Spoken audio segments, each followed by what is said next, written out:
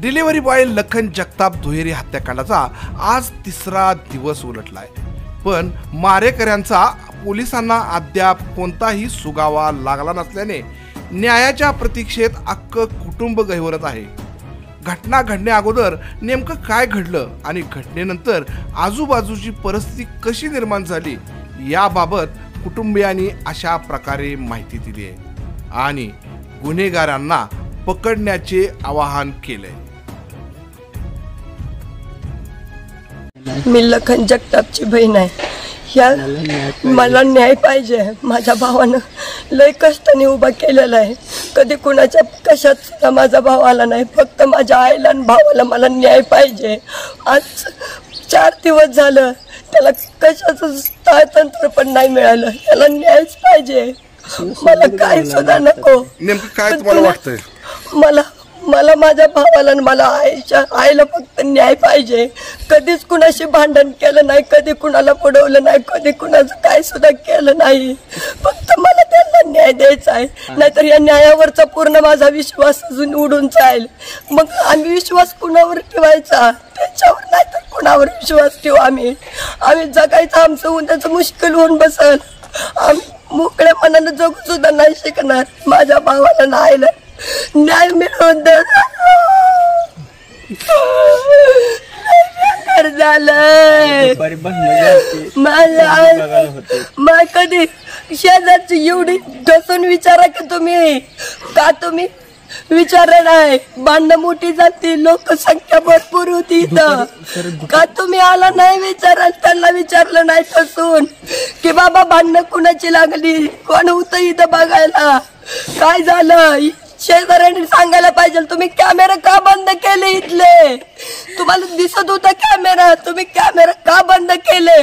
त्याच टायमाला बरोबर 8 वाजता तुम्ही कॅमेरा बंद केले। तुम्ही ठसून विचारू शकत नाही तिथं जाऊन का तुम्ही कॅमेरे बंद केले?